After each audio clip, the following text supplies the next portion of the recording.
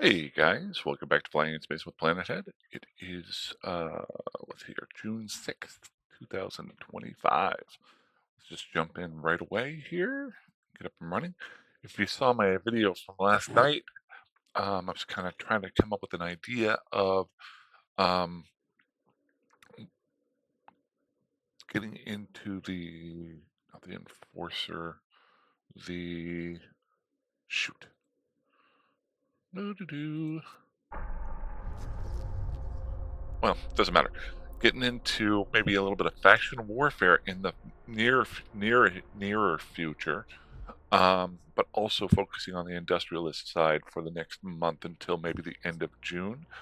I'm Connecting. still currently a alpha character. I'm sorry, an omega character for another couple of days. So I want to get this video in now so that later on tonight I can Skill finish off that training planetary completed. interaction I've been talking about. Um, oops, cool. Um, so let's jump in right away. Just checking some mail here real quick.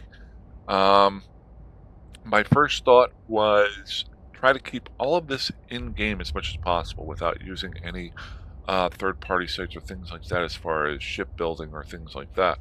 Um, I like to do that, and then when I run into um, a tough spot or a spot, then do the research after that. So, in general, I thought maybe the fastest way to do this is number one, I saw a little bit yesterday of what I have on hand. Um, but then number two, go into the fittings and see what ships are available for me to fit on a very basic level. To maybe start building those ships. Um, and get some ideas along those lines. So this is more of a learning aspect than anything else. I've done this a little bit way back in the past, and I kind of like it. So let's take and got our opportunities there. Need that. I just see this clicking on me. Um, and if I remember correctly, there were three ship blueprints that I had. Oh, not the Griffin. I don't need the Griffin. We got the Kestrel. Let's put that Griffin back over here into the miscellaneous. Cool. Was there another one? Was the Condor? That's the. So in yesterday's video, just kind of looking through quickly what skills I have, and I'm actually a level 5 on flying Caldari frigates, which I haven't done a whole lot of. So there we go. So, and then looking really briefly, I have three. This is an old character, so I'm just finding all the stuff that I used to have. Um, but I have three blueprints for ships that could possibly be used for PvP. One being the Merlin, one being the Kestrel, and one being the Condor. Now, while I am doing this, let's go ahead and undock. Let's make sure I don't have anything in my mining hold there. I do. Thought I checked that. Always good to be making ISK while you're doing a little bit of research. So let's go ahead and just throw my venture out here and do a little bit of mining. And I'm going to write down some notes over here on the side. You can't see it, it's just my notepad that's over here. Just as I'm going along here so I don't forget something. Um, or as I look it up, I don't forget it. So let's go ahead and we're going to warp out to our location. Warp drive active. What I'm going to end up doing is I know I've got the Condor, the Merlin, and the Kestrel are the three frigates that I can build. Here in a second, once I get my mining set up, we'll do a little bit of quick research on the fits that they have already made in the game. And oh, I am a bit away from stuff on it. I guess not. Okay, Plagio case. I always do Plagio case, and actually I could do rich scordite, and let's do those two. Massive and rich, because they're both within range. Oops. Dang it. give me a little bit of extra. Do a 1% power gain here. There we go.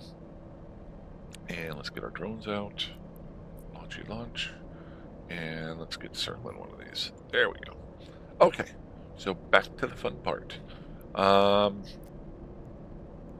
now we want to figure out what is going to be our first ship that we want to try to do PvP in. Now, my initial reaction is, and I said this in the last video, I haven't done a whole lot of ships or delved into the whole missiles in as many years as I played. Yeah, I've fired missiles before, I've fired different missiles before, but I haven't delved deep into blast radiuses and damages and things like that. I've just really focused on DPS and the types of DPS.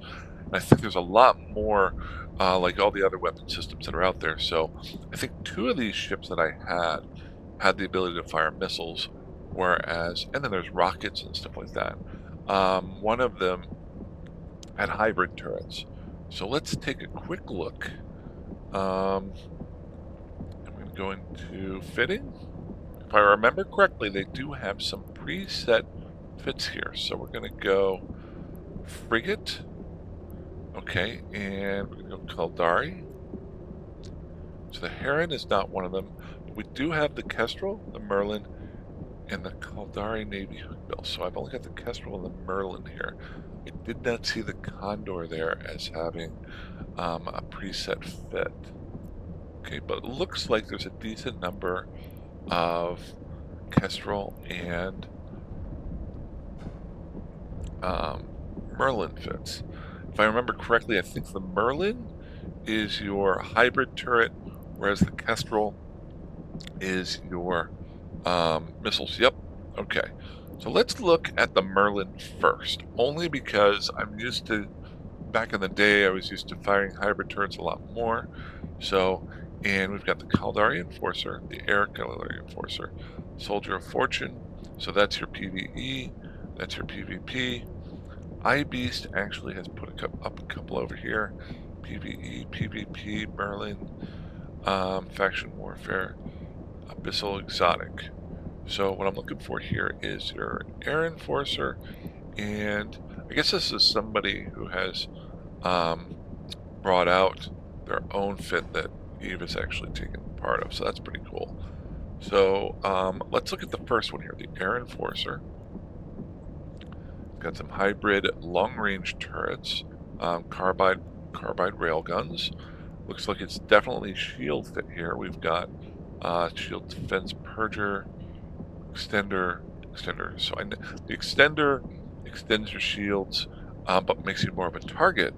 The purger, it's been a while. Purger is ship modification is designed to improve the shield recharge rate at the expense of increased signature radius. So you're already increasing your signature radius with your extenders, and then it's also increasing it here. So those are your negatives there. But this one increases the speed of the rig increases the speed of the recharge rate of the shield. So that's interesting. Then we've got more of a shield extender here, so this is a passive tank, if I'm using that word correctly. There is no active shield recharger on here. What it does have is it's got shield extenders as far as equipment, and then also shield defense purger extenders here, and a purger your passive recharge there is a little bit higher. Now if I drop this down, let's see here, defense, my shields are recharging at 12 hit points per second. If I turn this off, how much does it affect? It goes down to 9, so that's a pretty big jump there. Okay, now maybe the fact that they put these extenders on here, they're just saying, okay, we're just going to make our radius big, nothing we can do about that, so we're not going to worry about it, we're just going to load in as much damage.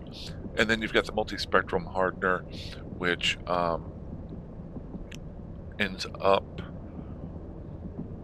just putting more defense on all your shield types, damage types. Got a little bit of a afterburner here. and then magnetic field stabilizer, so these will up the damage of my guns. And then we've got damage control, which I do wonder a little bit, would there be something better to put on here, only for the effect that damage control doesn't bring up your bonus to your shields as much, but it does give the bonuses down below. So maybe you can see that last second or two. But once they get through those, if they're able to beat through your shields, they're going to blast right through your armor right away, and even your structure. I don't think that's maybe 2 shots, 3 shots. Um, but in general, this is an incredibly simple fit. Basically just point and shoot your guns. You're going to do some more damage with your stabilizers. It's a very easy fit to build out. I think I could build all these parts. I don't know about the rakes, but everything else here I'm pretty sure I can build.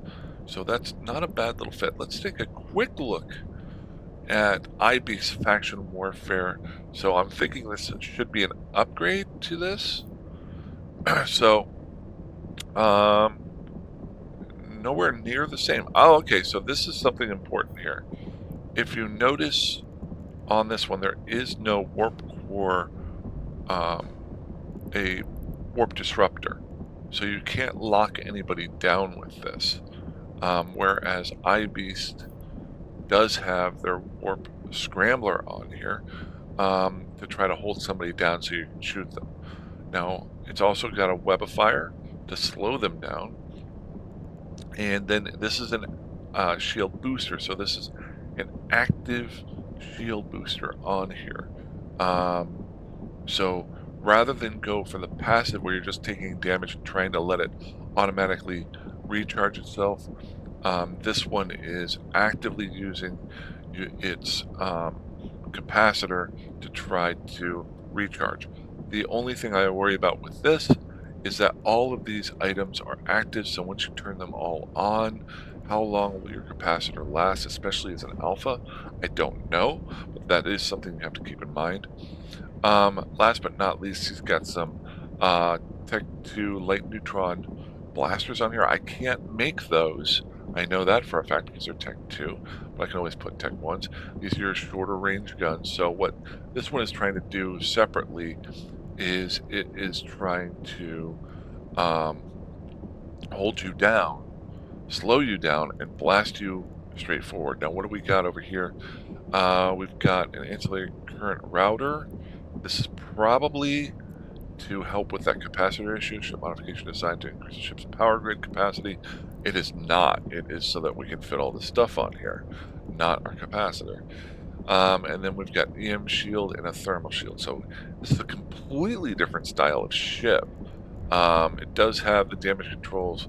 It does have the overdrive injector system, which speeds it up. So it is trying to close that gap between you and the other guy as quickly as possible, hold you down and blast you before you blast it. So if you get sniped, you're in trouble with this one. If somebody's, but definitely still a fairly simple ship, but you do have a lot of things that you have to activate going on here. So cool. But the unfortunate part here is there's some items here that I cannot build. Okay, now these all I can, but we've got the magnet. But all these I could drop down to a Tech 1 if I wanted to. Would it be as effective? Right now it doesn't really matter because I can get blown up anyway because I don't know what I'm doing. Cool. Okay, let's go. So that's our hybrid there. We don't want then the Kestrel is the missile ship. So let's take a look here. We'll go with the faction warfare. We've got iBeast, Abyssal Space, Tech 1 PvP. Okay, so this is faction warfare PvP. Is there much of a difference? Just taking a quick gander here. Not seeing a huge difference. Let's go with the faction warfare Tech 1 Kestrel. Is there any difference at all? Not seeing one.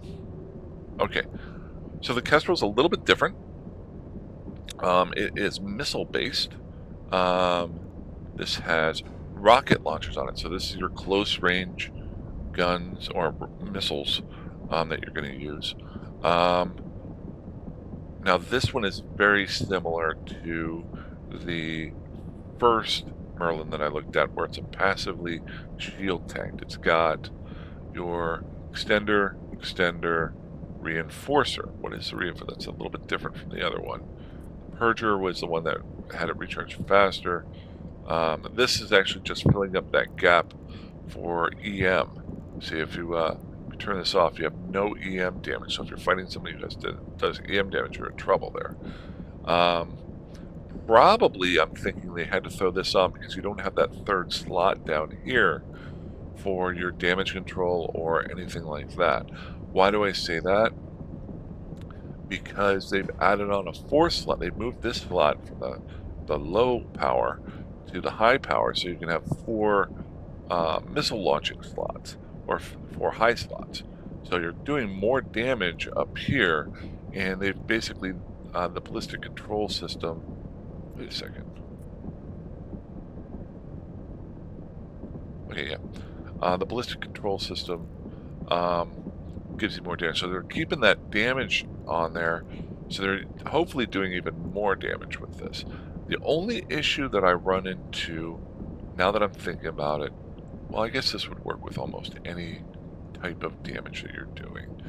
You have to be very good, that's something to practice on, is very good recognizing what damage you can do to somebody else, and then getting the right missiles or rockets into your gun. So you'd want to keep one of each type in there, one of the four major types, basic types when you're first starting out. Now the one difference here, they've got a warp scrambler, and they've got a micro warp drive. This is the first thing that we've seen with the micro warp drive, basically, and then we've got a web fire. So they're just like the second Merlin that we were looking at. This is trying to close that gap and then hold them down. So it's almost kind of a mixture of the two. It's got the close range, but a passive tank on it. Okay, so last but not least, I think somebody here had a Malaman's Abyssal Space PvE Abyssal Dark. So this is the only one that we have. I don't have somebody else's PvP one here. Okay. I think I might think about doing the Kestrel, only because I haven't flown many of the wait, are these all the same? Yeah. I haven't flown anything with missiles. So now, second part is, can I build all this stuff? This is all Tech 1 stuff, except it's Tech 1, but it's multiple levels above it. So these are things that people have gotten off of rats. Their meta levels are higher. So they're a little bit better than the regular Tech 1s. I just want to build the ships right off the bat and fly out there and just practice. Maybe build 5 or 10 of these, mess around. Ballistic, so those are definitely buildable. Okay. Now the other part too is I've got to be near Caldari space, which is Jita space.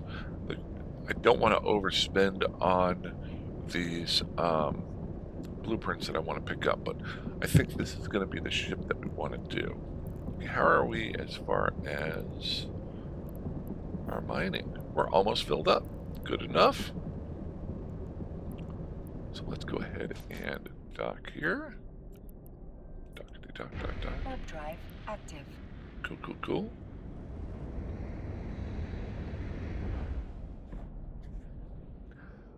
Now, one thing that I was thinking too is, I talked a little bit about this the other day, about sorting things, just using your filters and stuff like that, and having the different boxes.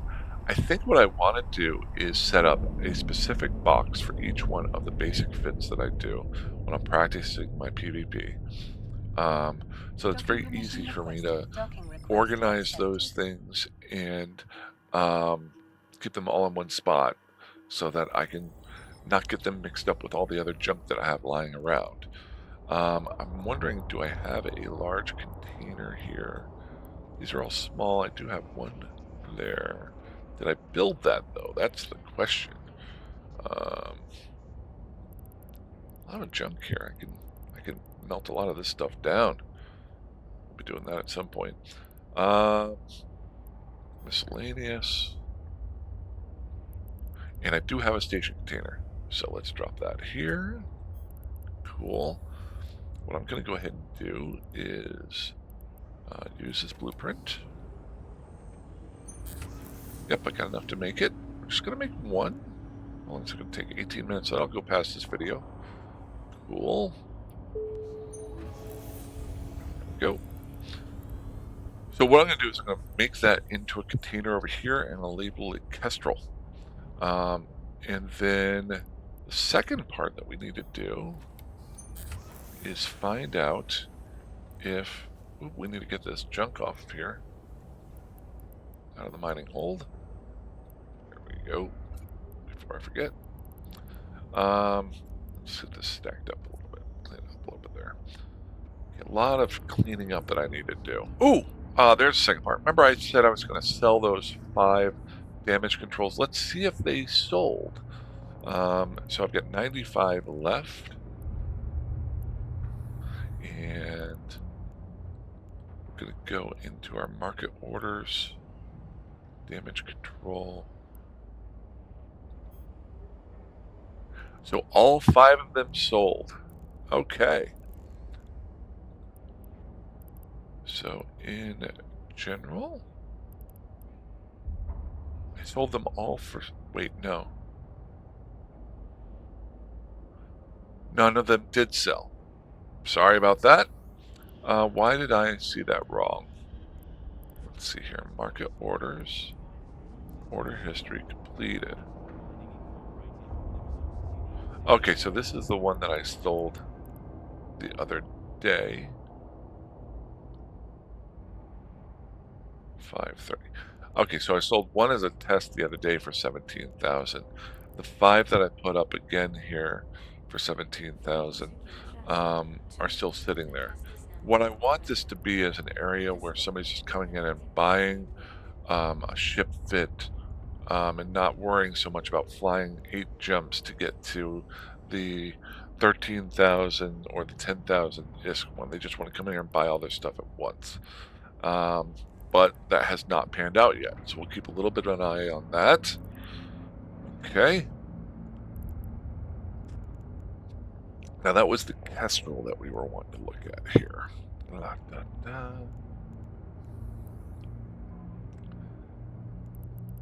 And it was the Faction Warfare Tech 1 Kestrel. Let's see here. Show info. Industry. See market details. So this is at a regular, I can tell by the round value and the same quantity numbers. This is within jump distance that I can get to. So now what I'll end up having to do, once I is going around and picking up each one of these blueprints. Now, I'm still in Omega, so I can jump into one of the interceptors that I had the other day, and that'll make it a lot faster and safer for me to go pick up these blueprint originals. I love using blueprint originals. I know a lot of people use copies, are a lot cheaper, but I just like the idea of having my own stuff, you know. It's almost like building stuff from scratch, and then you keep hold of them and you don't put them at risk, and you keep skilling them up or researching them. It can really help you out in the future. So I would suggest doing that as soon as possible when you do get started. Here's another thing. I think it's an area of income that I don't think a lot of people realize. There's a lot of blueprint copies that are out there for sale. Treat them just like manufacturing. Research something that you have all the way, and then possibly make some copies and put them up for sale. There is no cost that's just money being made at that point. There's time investment and I think some money investment into the research side of it. But once it's up and running, you can make some good ISK off that, I think. So maybe I'll delve into that a little bit more down the road.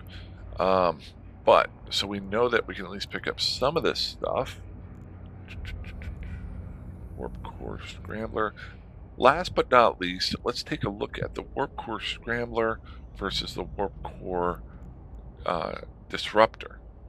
Um, so, Disruptor, in which one? Whoops, I didn't want that on here.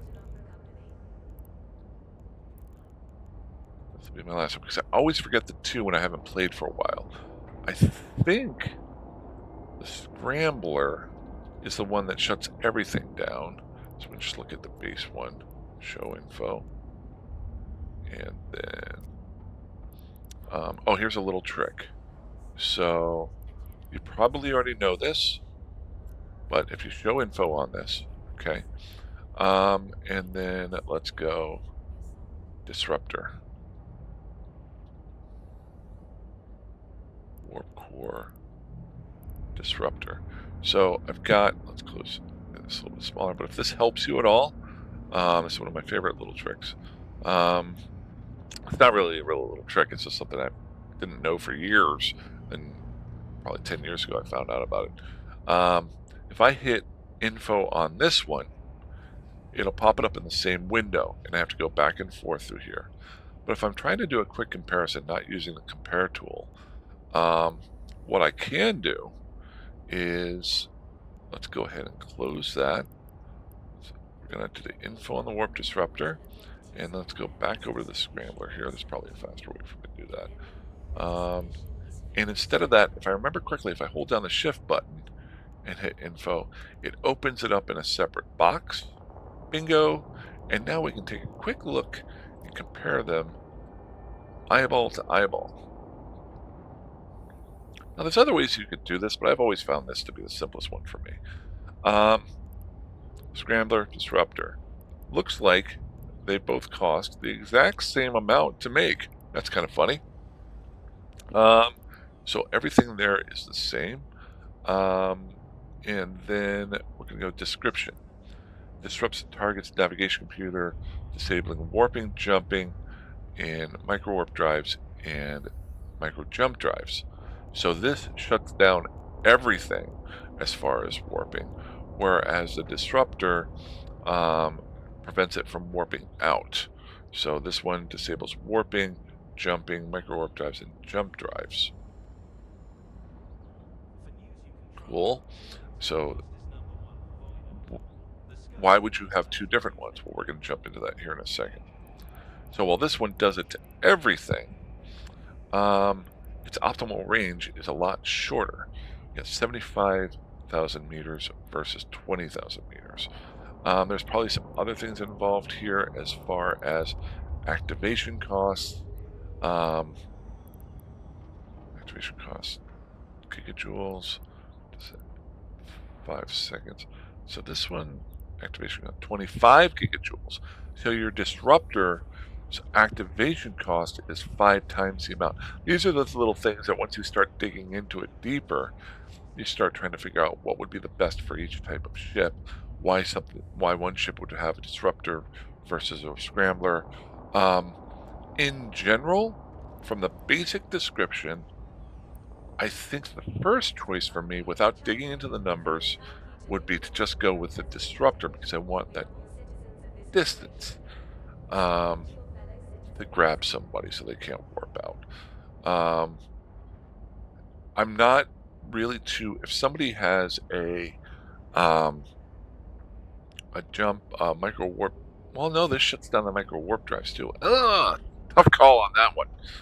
Probably go with the scrambler then. I like them being able to shut down somebody's micro warp drive. Reason why I'm looking at this is that Fit had rockets on it. We haven't gotten into the missiles yet. Let's start off simple and go with rockets, maybe grow from there. So this means I'm going to need to get in close, which means that I need to keep them from using their micro warp drive. So I'm going to go with the Scrambler most likely. That'll get me hopefully there, but I got to get it close. So, okay, cool. Good start, good thought process. What I'll try to do before I make my next video is actually go out and get these blueprints, show you the fit that I've kind of come up with, probably very similar, if not the same thing as the one that's there, that we've looked at, and then build it, and we'll go out and start getting our stuff blown up a little bit. Okay, that's all I got for today. Other than that, hey, fly safe, fly dangerously, fly out of that you want. I will talk to you soon. Have a good one. Bye bye.